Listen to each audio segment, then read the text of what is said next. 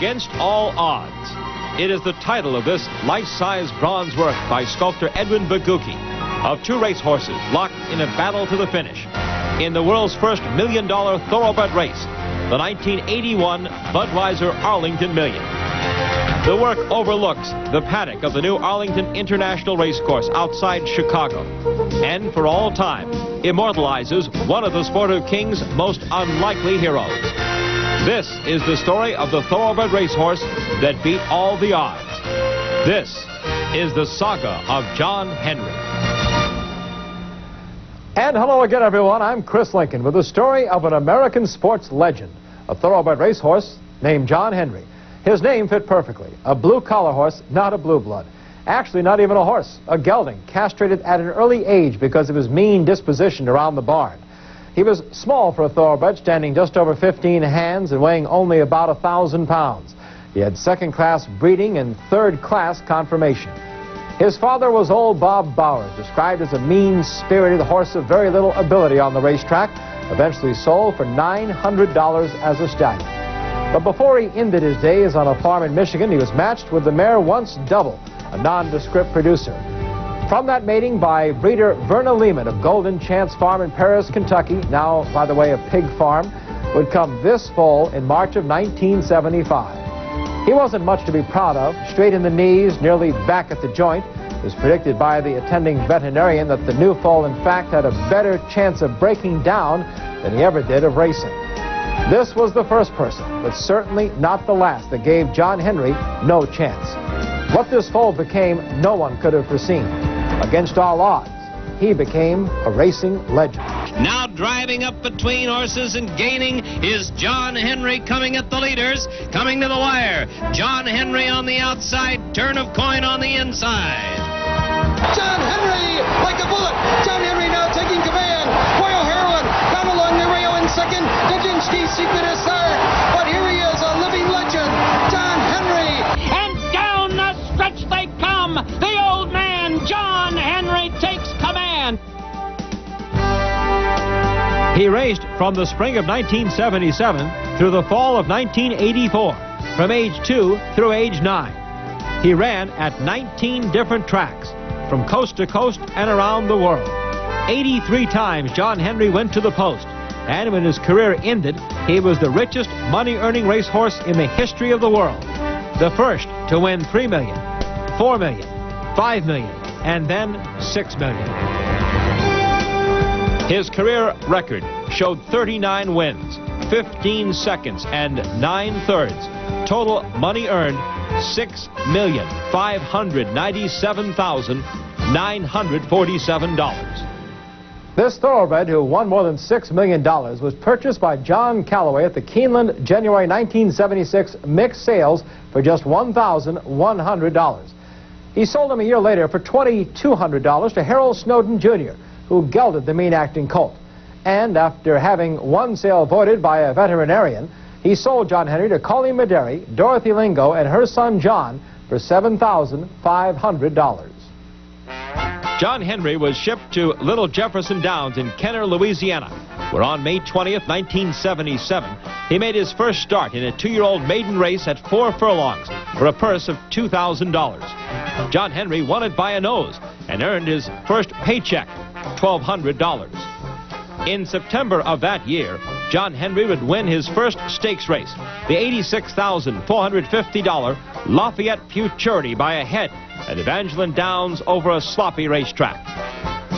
The historic New Orleans Fairgrounds, America's third oldest racetrack, was John Henry's next stop, but he never won a race there in 9 starts, including 2 $25,000 claiming races. Again, it seemed no one wanted the gelding. The Louisiana owners were looking for a trade after his losing string at the fairgrounds. And for the third time, Harold Snowden would end up with John Henry. This time in a swap for a colt named Pay the Way and a filly called Separation Gap. It was in the spring of 1978 that Sam and Dorothy Rubin of New York, New York would enter the John Henry saga.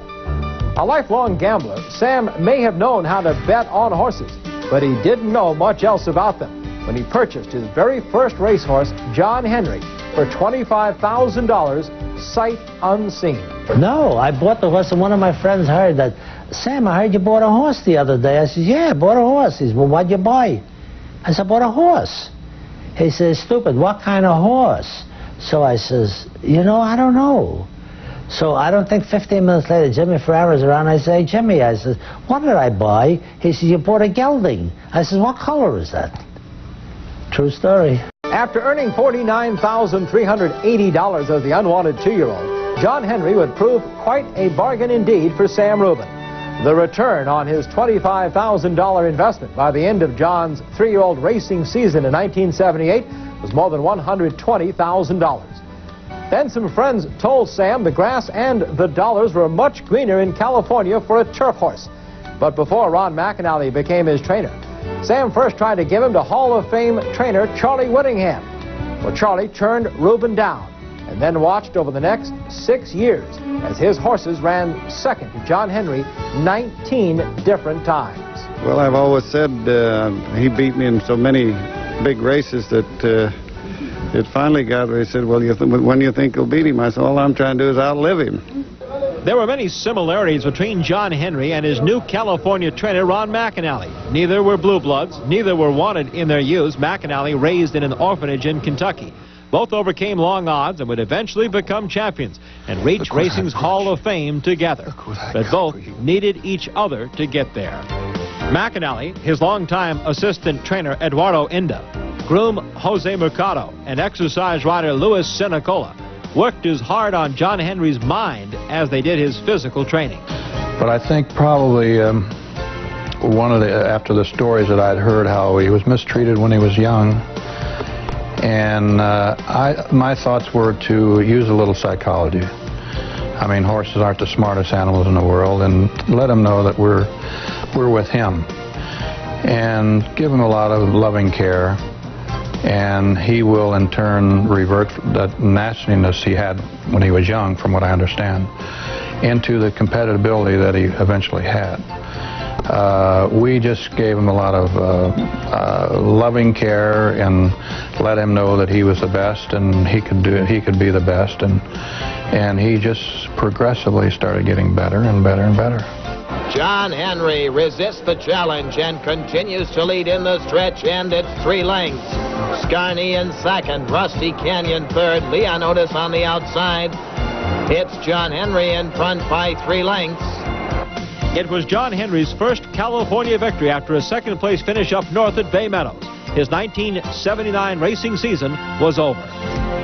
The new year and the new decade began with John Henry on a real roll. In 1980, he won his first 6 races, winning in California, Florida, and New York. The year would end at Santa Anita with one of Ron McAnally's favorite races of John Henry's, the Oak Tree Invitational. He weaved his way in between horses through the stretch and got up and won going away. I couldn't believe it. But the thoughts that went through my head that day was I went to the well once too often. I should not have run him. And about the time I thought that, here he came. John Henry switches to the inside and now takes over second. Balzac on the far outside. John Henry is rolling by on top. John Henry was now a star. He had earned just under $1 million in 1980 with 8 victories in 12 starts, along with 3 seconds and a third, and his first Eclipse Award as the Turf Champion. But in 1981, John Henry would become Horse of the Year. After winning his first 4 races of 1981 under Lafitte Pincay Jr., John Henry would get another Hall of Fame rider. He got the shoe. 11 times the legends teamed up, John Henry and Bill Shoemaker. They were quite a pair. Well, he probably was the most professional racehorse I ever rode in my life, Chris. You know, timing's everything in life, and the way I got on him, Lafitte got set down, and I happened to be there at the right time. Now, John Henry was about to make history as he arrived in Chicago for the first $1 million thoroughbred race ever run, the Budweiser Arlington Million. And they're off in the inaugural running of the Arlington Million. Match the Hatch on the inside. Now it's Key to Content going right to the lead.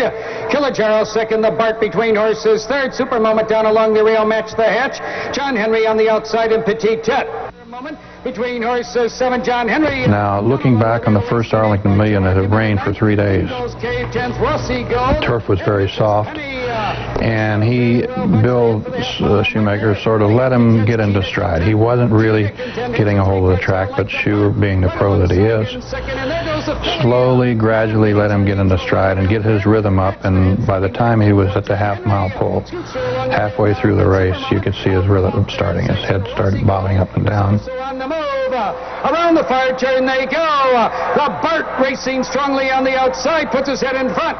Key to Content down along the rail, second by 3, Madam Gay. Losing ground now in third, Match the Hitch in fourth. John Henry and Rossi Gold. Here they come, spinning out of the turn. The bar was in front, I think, in the stretch, and I came through a couple of horses and went around one, and I tried to catch it. The bar was trying to catch the bar. Charging John Henry on the outside. The Bart down along the rail, Madam Gay. The Bart digs in under the whip, and the final move by John Henry. The Bart is still there. Can't split him, but Bart, or is it John Henry on the outside? Officially, it was John Henry by a nose. Against all odds, the gelding nobody had wanted had won the first $1 million thoroughbred race in history. In his next 2 starts, John Henry would win 2 more photos. The Jockey Club Gold Cup in New York on the dirt by a head, and the Oak Tree Invitational by a neck. The only decision that wasn't close for the gelding was the voting for year-end championships.